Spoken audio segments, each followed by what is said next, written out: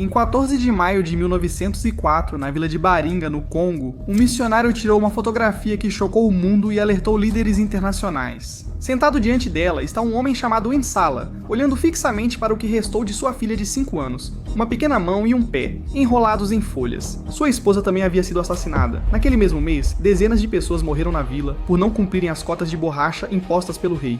Ensala levou os restos mortais a um grupo missionário porque precisava que alguém acreditasse no pesadelo que estava vivendo. Aquela fotografia obrigou a Europa e a América a encarar uma verdade que vinha sendo ignorada.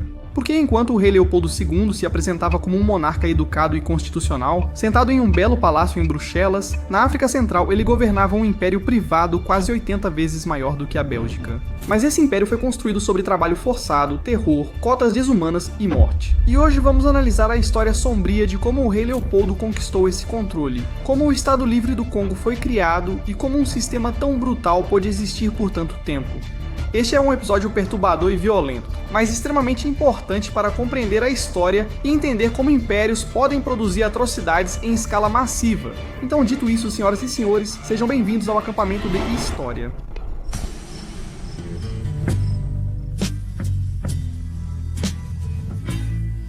Olá pessoal, sejam bem-vindos ao acampamento de História. Eu sou Marc Gagnon, obrigado por estarem na minha tenda. Aqui toda semana exploramos as histórias mais interessantes, fascinantes e mórbidas de toda a história, em diferentes lugares e épocas. Analisamos líderes, eventos históricos e todos os detalhes que ajudam a entender o passado. Agora, este episódio só foi possível graças a você e ao meu amigo Cristos, ali na mesa de som. Como você está? Estou ótimo. Tudo bem, Cristos, agora não é hora de interromper, ok? Porque temos uma história muito séria e triste para abordar. Deixa eu começar dizendo que eu entendo que nem toda a história da África Central é marcada pela tragédia, mas essa, em particular, é uma atrocidade de escala global. Ela simplesmente viola qualquer noção do que significa ser humano.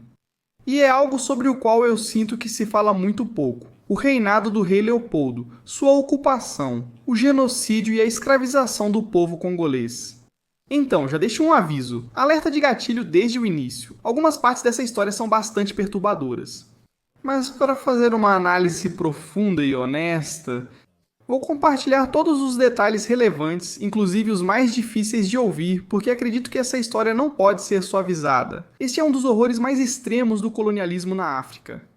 Vamos analisar quem foi o rei Leopoldo, o que foi o Estado Livre do Congo, como esse sistema funcionava e por que ele durou tanto tempo.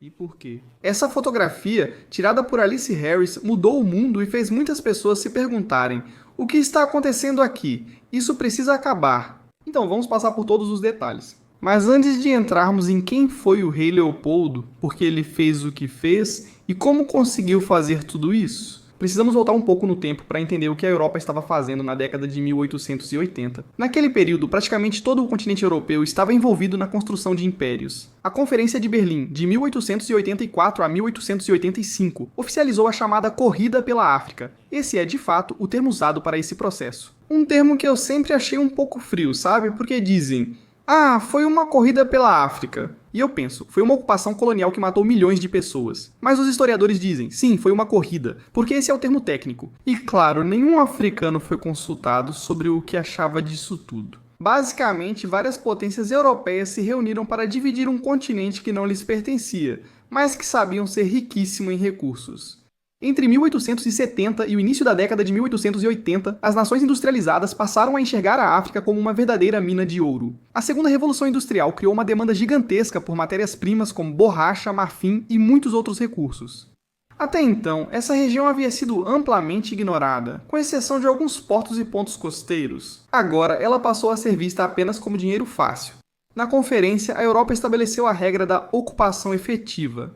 Só poderia reivindicar um território quem realmente o administrasse. Com isso, os rios Congo e Níger foram abertos à navegação internacional.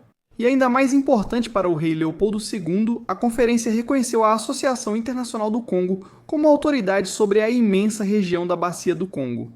Naquela época, a própria Bélgica era um país jovem e praticamente não possuía colônias. O rei Leopoldo I havia tentado expandir o território belga, mas fracassou. Até mesmo um assentamento planejado na Guatemala não deu certo e seu filho, o rei Leopoldo II, se empenhou ainda mais nessa missão colonial. Ao fim da conferência, em 1885, a Europa controlava cerca de 10% da África. Em 1914, esse número já havia saltado para 90%. E o controle da região do Congo teve um papel central em acelerar essa corrida colonial. As potências europeias e seus monarcas decidiram basicamente parar de brigar entre si e ir juntas à África para explorar seus recursos, acreditando que todos sairiam ganhando. A lógica era simples e cruel. É só pegar, isso é nosso. Eles nem usam isso. Esse era o pensamento da época.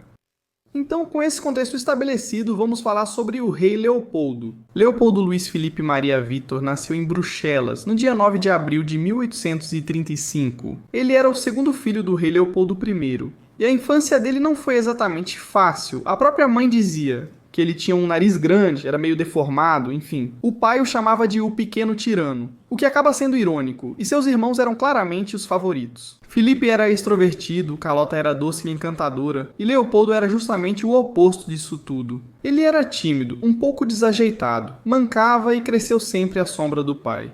Um monarca extremamente respeitado em toda a Europa e dentro da Bélgica, genuinamente amado pelo povo. Muitas dessas inseguranças da infância acabaram se transformando em uma obsessão ao longo da vida. Provar que era digno para a família, para os pais e para o país. Onde o pai havia fracassado em obter uma colônia, ele queria triunfar. Então, se a Bélgica era vista como um pequeno e quase insignificante país europeu, ele queria transformá-la em uma verdadeira potência imperial no cenário mundial. E essa ambição era tanto política quanto profundamente pessoal. Durante o fim da infância e o início da adolescência, ele estudava obsessivamente a expansão colonial e tentava de tudo. Ele buscou territórios em Moçambique e chegou a tentar comprar Bornéu dos holandeses. Tentou alugar as Filipinas da Espanha 3 vezes e buscou oportunidades na China, Japão, Argentina, Vietnã e Senegal. Qualquer coisa que pudesse servir para provar que a Bélgica era uma força colonial e imperial. Mas, inevitavelmente, todos esses planos fracassaram. As grandes potências europeias da época não tinham interesse algum em ajudar a Bélgica a conquistar uma colônia. Todas estavam focadas em suas próprias expansões. Então, Leopoldo precisou adotar uma abordagem diferente. Ele evitou a concorrência direta e passou a esconder seus verdadeiros objetivos atrás de uma causa aparentemente nobre. Sua estratégia passou a ser justamente essa: não enfrentar diretamente outras potências coloniais. Se entrasse em confronto com franceses ou espanhóis, eles simplesmente tomariam o território. E isso levaria a conflitos abertos, o que não era o objetivo inicial. O objetivo era obter recursos, então ele decidiu esconder suas intenções reais atrás de um véu filantrópico e aparentemente humanitário. Assim, em 1876, Leopoldo organizou a Conferência Geográfica de Bruxelas e se apresentou como um filantropo, alguém que dizia querer combater e eliminar o comércio árabe de escravos na África Central. Essa era a imagem que ele fazia questão de construir. Em seguida, ele criou a Associação Internacional Africana, apresentada como um grupo neutro e humanitário de exploradores e geógrafos. Na prática, porém, Leopoldo controlava tudo nos bastidores e financiava a operação secretamente, usando intermediários como o coronel Maximilien Strauch. O disfarce funcionou. O véu filantrópico que ele criou convenceu o mundo de suas boas intenções. Leopoldo II basicamente se fazia passar pelo grande humanitário da Europa, enquanto em silêncio construía a máquina de um império privado. E ele entendeu perfeitamente o momento histórico, em uma era obcecada por reformas morais, por parecer benevolente e por civilizar povos em terras distantes. Leopoldo criou essa fachada, e conseguiu. Sob esse ponto de vista, tudo o que ele fazia parecia apenas mais uma conquista territorial. Leopoldo era profundamente ambicioso e queria provar a todos que era um grande líder à altura de seu pai. Mas conquistar um território do tamanho da Europa Ocidental exige muito mais do que ambição. Então, o que ele faz? A resposta envolve mentiras, manipulação e uma estratégia extremamente calculada. E envolve também um explorador muito famoso da época, Henry Morton Stanley. Esse jornalista galês ficou mundialmente conhecido por ter encontrado David Livingstone e acabou se tornando o principal agente de Leopoldo II na África. De 1874 a 1877, Stanley atravessou o continente africano de leste a oeste e explorou os lagos Vitória e Tanganica. Ele também percorreu extensivamente os rios do Congo, e a essa altura já havia viajado cerca de 11.000 quilômetros. Naquele momento, Stanley era considerado o maior especialista europeu em África Central. Stanley tentou primeiro convencer a Grã-Bretanha a colonizar o Congo, mas o governo britânico não se interessou, pois tinha outras prioridades na região. Foi então que Leopoldo apareceu, oferecendo uma mistura de exploração científica com promessa de desenvolvimento comercial. Após assinar um contrato com Leopoldo em 1878, Stanley retornou em 1879 como seu representante para iniciar a construção do futuro Estado Livre do Congo. Entre 1878 e 1885, Stanley construiu postos comerciais, estradas e, mais importante, coletou tratados com líderes locais. Esses documentos supostamente concediam a Leopoldo o controle legal sobre a região, mas muitos foram obtidos por meio de pressão, engano ou fraude. Muitos líderes foram levados a assinar documentos que não compreendiam, ou sob ameaças diretas como "assine isso ou sua aldeia será destruída". Muitos desses chefes locais sequer sabiam ler os acordos que assinavam. A ideia de abrir mão definitiva da terra simplesmente não existia nos sistemas políticos locais daquela época. E muitos só assinaram porque havia literalmente uma arma apontada para eles. Mesmo assim, Leopoldo exigiu ainda mais. Ele ordenou que os administradores incluíssem cláusulas nas quais os líderes locais delegavam seus direitos soberanos a ele. Em outras palavras, entreguem tudo. Se você era o chefe de uma comunidade, estava abrindo mão de toda a sua autoridade em favor da Bélgica. Tudo passava a ser deles, por direito. Esses tratados passaram a ser curtos, diretos e explícitos. Tudo deveria ser entregue. Outras potências europeias só perceberiam isso mais tarde. A França enviou Pierre de Brazza, que passou a competir com Stanley para alcançar o Alto Congo entre 1879 e 1880, chegando primeiro a Stanley Pool e fundando Brazzaville em outubro de 1880. Portugal, aproveitando antigos laços com o Reino do Congo, firmou um acordo com a Grã-Bretanha em 1884 para bloquear a rota de Leopoldo até o Atlântico. Ironicamente, essas reivindicações rivais acabaram ajudando Leopoldo. Ele usou essa tensão entre as potências para pressionar os governos europeus a reconhecerem sua autoridade. Isso aconteceu ainda antes da Conferência de Berlim, enquanto seus agentes faziam um intenso trabalho de lobby. Henry Shelton Sanford, ex-embaixador dos Estados Unidos da América na Bélgica, convenceu o presidente Chester Arthur a reconhecer a Associação Internacional do Congo em abril de 1884. Depois que os Estados Unidos deram esse passo, o restante da Europa seguiu o exemplo. Agora pense nisso por um instante, diferentes potências europeias estavam observando a região. Elas percebiam que havia recursos valiosos ali e que, a princípio, os belgas ficariam com tudo. Então começaram a dizer, na verdade nós também queremos uma parte disso, e passaram a negociar entre si. Leopoldo respondeu enviando representantes para fazer petições em seu nome e, no fim, conseguiu o que queria. Ele se manteve propositalmente afastado da Conferência de Berlim para sustentar a ilusão de que não tinha interesses pessoais no Congo. A narrativa era de que ele só queria ajudar a população, levar infraestrutura e apoio, transformar aquele conjunto fragmentado de tribos e chefes em um país de verdade, o que mais uma vez era mentira. Em 1º de agosto de 1885, logo após a conferência, Leopoldo anunciou oficialmente a criação do Estado Livre do Congo. E aqui está o ponto central. Ele não tomou o Congo como rei da Bélgica, mas como propriedade pessoal. Legalmente, todo o território do Congo se tornou propriedade privada dele, não do Estado belga. Era literalmente de Leopoldo.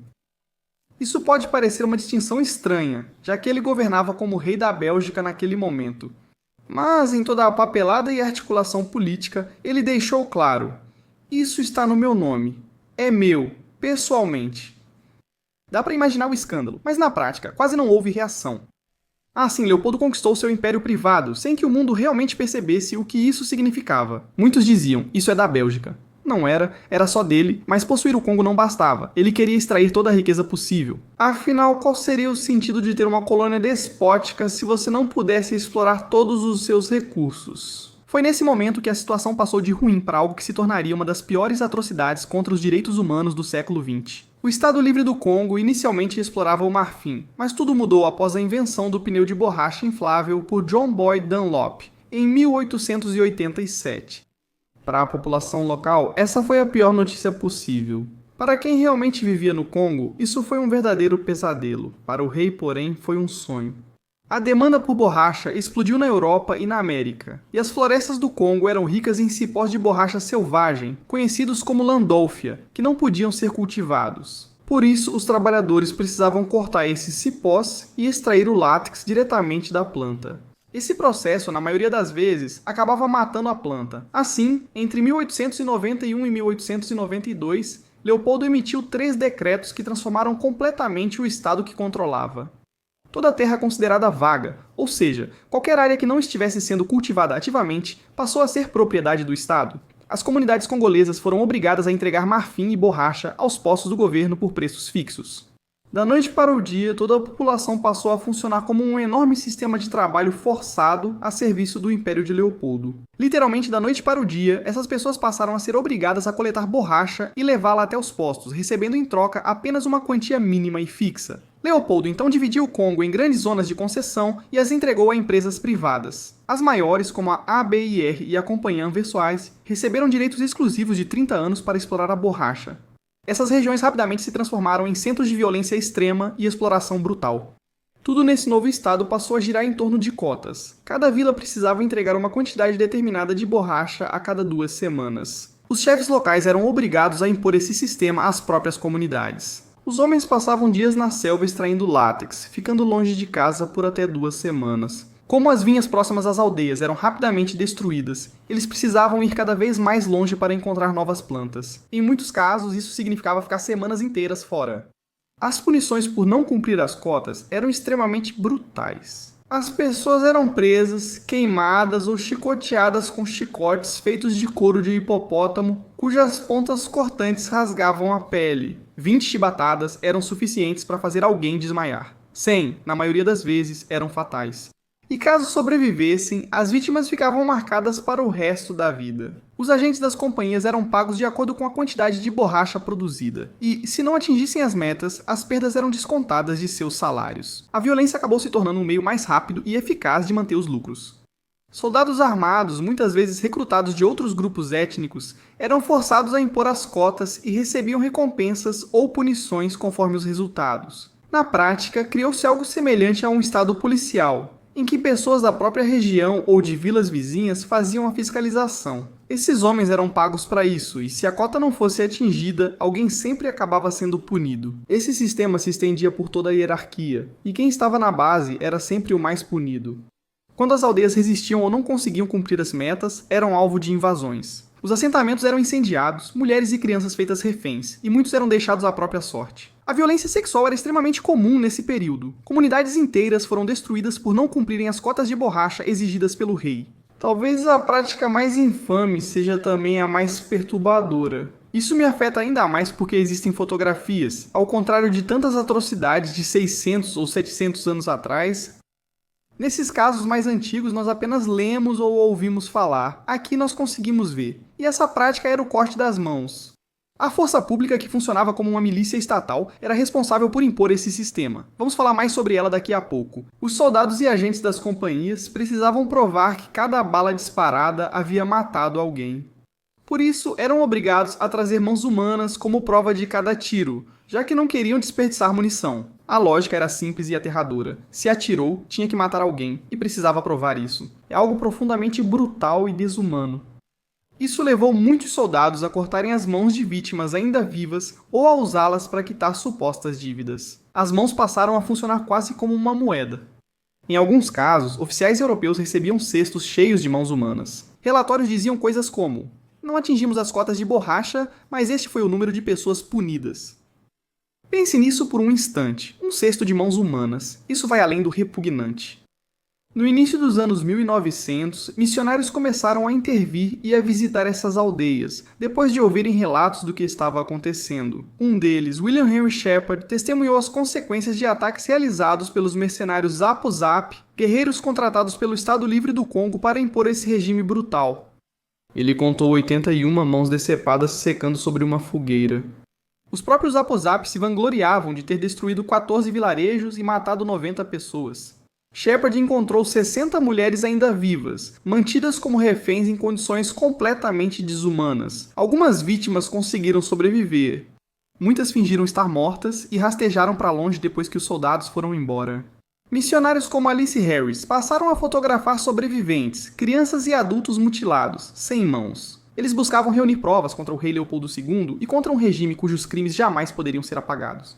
O boom da borracha tornou Leopoldo extremamente rico. Como ele era o proprietário privado do território, toda essa riqueza ia para a Bélgica, mas na prática ia diretamente para ele. Ao final da década de 1890, o Estado Livre do Congo gerava lucros equivalentes a cerca de $1 bilhão em valores atuais. Esse dinheiro financiava Leopoldo, seus projetos luxuosos na Bélgica, monumentos grandiosos e um estilo de vida profundamente extravagante.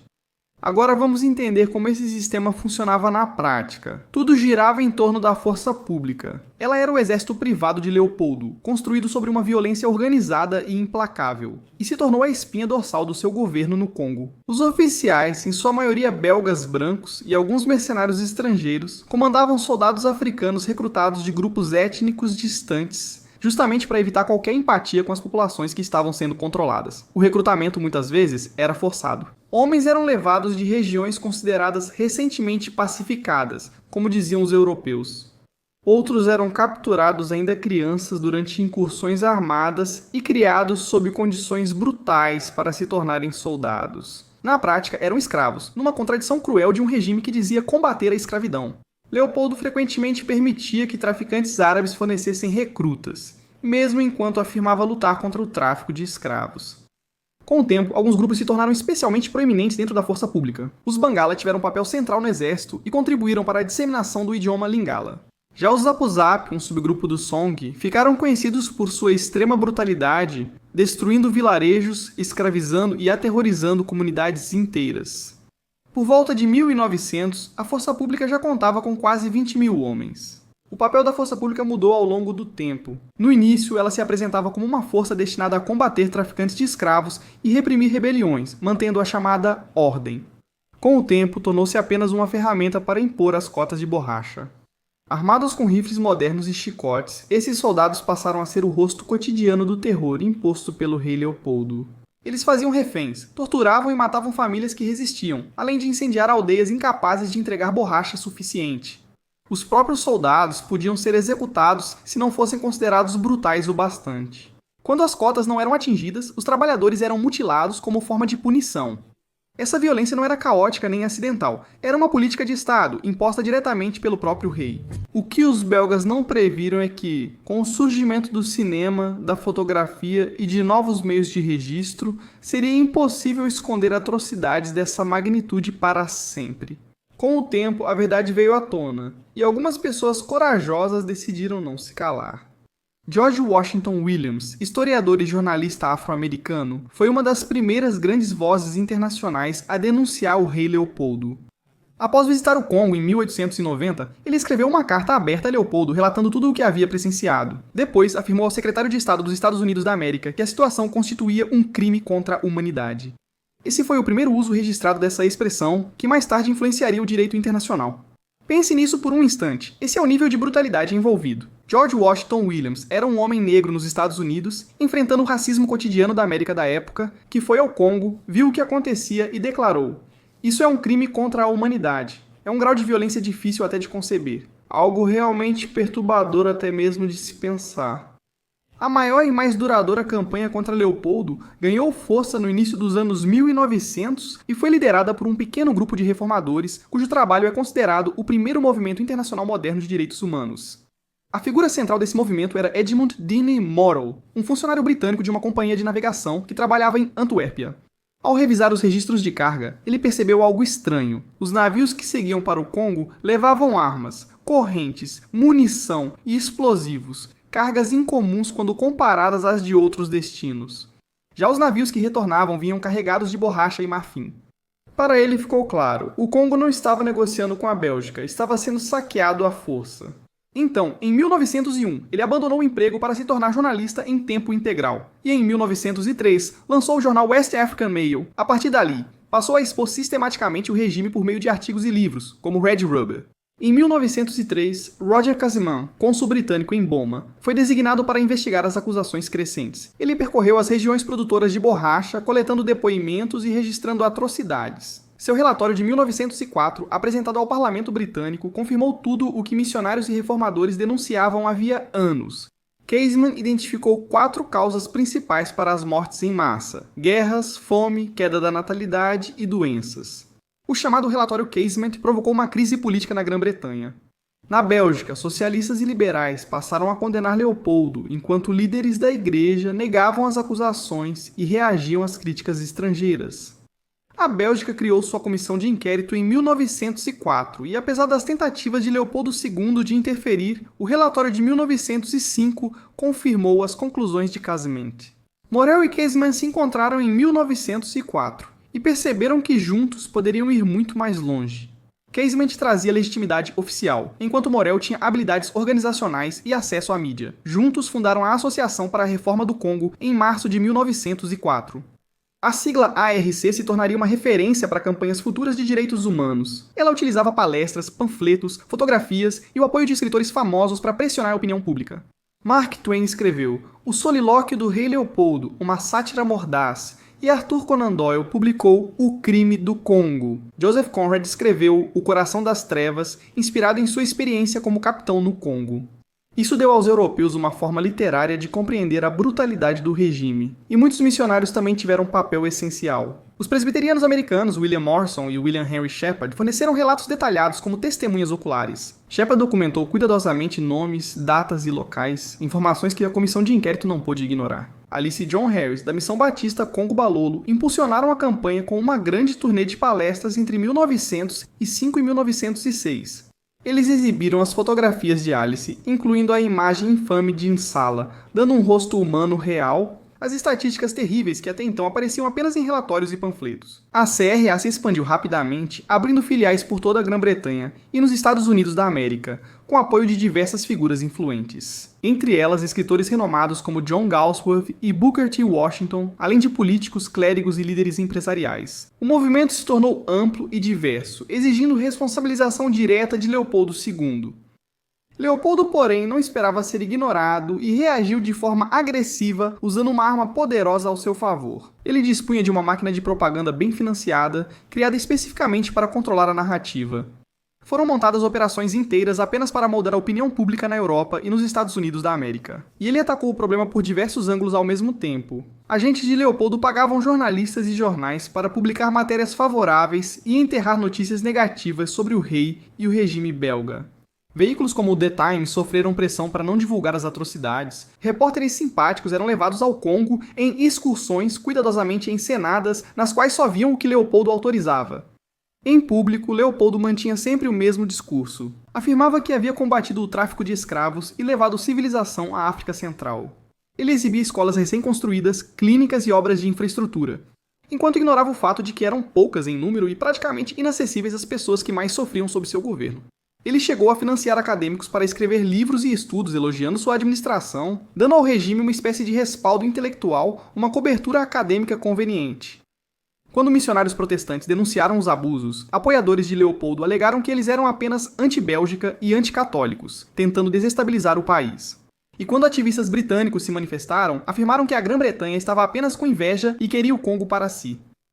Agora, antes de a Bélgica assumir o controle, Leopoldo ordenou que enormes partes do Estado Livre do Congo tivessem seus arquivos queimados. Em apenas 8 dias, ordens, registros financeiros e documentos cruciais foram destruídos. Essa destruição deliberada é uma das principais razões pelas quais historiadores ainda têm dificuldade em reconstruir o quadro completo das atrocidades cometidas sob Leopoldo. Leopoldo também partiu para o ataque jurídico, processando críticos por difamação, raramente vencendo os casos. Ainda assim, o medo de processos caros e demorados afastou muitos denunciantes. No fim de 1904, o rei Leopoldo contratou Henrique Kowalski, um lobista de São Francisco, para influenciar políticos dos Estados Unidos da América, inclusive plantando matérias favoráveis ao rei na imprensa americana. Quando Leopoldo o dispensou, Kowalski veio a público, em dezembro de 1906, revelando o grau de manipulação usado pelo monarca para moldar a opinião pública. Isso prejudicou ainda mais a reputação de Leopoldo, e à medida que as evidências se acumulavam no Tribunal da Opinião Pública, seus defensores alegavam que os relatos eram exagerados, culpavam agentes isolados por atos desumanos e afirmavam que reformas já estavam em andamento. Essa estratégia serviu apenas para semear dúvidas, de forma muito semelhante às campanhas modernas de desinformação, atrasando uma reação efetiva por anos. Esses esforços criaram um dos primeiros sistemas de propaganda em larga escala destinados a encobrir atrocidades em massa. O Manual de Leopoldo, controlar o acesso, pagar a mídia, atacar críticos e destruir evidências, acabou servindo de modelo para muitos regimes autoritários posteriores. Em 1905, Leopoldo já não conseguia mais sustentar a narrativa de que seu governo no Congo era humanitário ou filantrópico. Até a própria comissão de inquérito, mesmo sob rígido controle, reconheceu abusos graves e a pressão internacional aumentou. Na Grã-Bretanha, a mobilização popular levou o governo a investigar se Leopoldo havia violado os Atos de Berlim e suas supostas promessas humanitárias. Diversos fatores tornaram a posição de Leopoldo indefensável. As evidências eram esmagadoras. Relatórios de missionários, testemunhos diretos e, sobretudo, as fotografias de vítimas mutiladas tornaram impossível que a propaganda continuasse encobrindo a realidade. A economia também entrou em colapso. As reservas de borracha selvagem se esgotavam devido à destruição das vinhas, enquanto novas plantações no Sudeste Asiático passavam a dominar o mercado mundial. Isso expôs o quão frágil era todo o sistema de Leopoldo. Dentro da Bélgica, a pressão política crescia, com líderes como Emile van der Velde exigindo intervenção. Até mesmo o Partido Católico, tradicionalmente leal a Leopoldo, percebeu que a situação havia se tornado um grave constrangimento diplomático. Enquanto isso, governos europeus que antes o apoiavam passaram a enxergar o Congo como um desastre moral, muito por causa das campanhas da Associação para a Reforma do Congo. Quando até outros impérios coloniais dizem "Opa, você foi longe demais", é sinal de que algo realmente terrível está acontecendo. Outros membros da realeza belga e figuras importantes dentro do governo perceberam que aquilo era uma atrocidade de grandes proporções. E então, começaram a tentar obter algum controle sobre o Estado Livre do Congo. Mas é importante lembrar, esse não era um projeto colonial no sentido tradicional, e sim uma empresa privada pertencente a um único homem, o rei Leopoldo II. Assim, o governo belga passou a negociar com o próprio rei para tentar assumir a posse dessa terra e transformá-la de fato em uma colônia formal. Veja o quão absurda era a situação. Leopoldo ainda conseguiu arrastar esse processo por mais 2 anos. Ele basicamente disse: "Entendo que vocês querem essa colônia para o povo belga, mas vão tirá-la de mim. Estou disposto a vendê-la." Exigiu 110 milhões de francos para cobrir a chamada dívida, mais 45 milhões para obras na Bélgica financiadas pelo Congo, além de 50 milhões extras das futuras receitas do território. Ele ainda garantiu para si a posse privada de enormes concessões de terras, assegurando lucros muito depois da transferência oficial da colônia. Em novembro de 1908, o parlamento belga anexou oficialmente o Estado Livre do Congo, transformando-o na colônia do Congo belga. Leopoldo morreu em dezembro de 1909, aos 74 anos de idade. Ele teve um funeral de Estado, mas a reação popular foi fria. Relatos indicam que multidões chegaram a vaiar a passagem do caixão. Pouco antes de morrer, ele se casou secretamente com Caroline Lacroix, sua amante de longa data, que conheceu quando ela tinha 16 anos e trabalhava como prostituta em Paris, deixando para ela uma enorme fortuna, o que gerou imediatamente uma grande disputa dentro da família real. Mas essa é outra história igualmente perturbadora. O ponto principal é este: Leopoldo realmente agiu como um rei absoluto. Tomou para si um território inteiro e depois o vendeu de volta ao próprio povo, ao próprio país e ao próprio governo. Não é apenas colonialismo extremo, é um nível quase surreal de distorção de poder. Dizer "isso é meu" sobre um país inteiro é algo de uma ordem completamente diferente. Quando a Bélgica assumiu oficialmente o Congo em 1908, as coisas não melhoraram de forma imediata. As piores cotas de borracha foram reduzidas, mas o trabalho forçado continuou, apenas sob novos nomes. A maioria dos oficiais permaneceu no poder e a estrutura básica do sistema seguiu praticamente intacta. Europeus continuaram controlando os recursos, enquanto congoleses trabalhavam quase sem qualquer recompensa. O domínio belga na região durou até 1960 e mesmo sem a brutalidade extrema de Leopoldo, as colônias continuaram servindo principalmente aos interesses da Bélgica. Estradas e ferrovias foram construídas para escoar cobre, borracha e minerais, não para integrar comunidades congolesas ou incentivar o desenvolvimento local. Nesse país, a educação era extremamente limitada e no momento da independência havia apenas alguns poucos graduados universitários. A organização política era severamente restrita e praticamente não houve esforço para construir instituições lideradas por africanos. Violência, fome, traumas profundos e a separação de famílias devastaram aldeias inteiras e enfraqueceram laços sociais construídos ao longo de gerações. Assim, quando a independência chegou em 1960, o Congo se tornou uma nação profundamente ferida e com pouquíssimo apoio.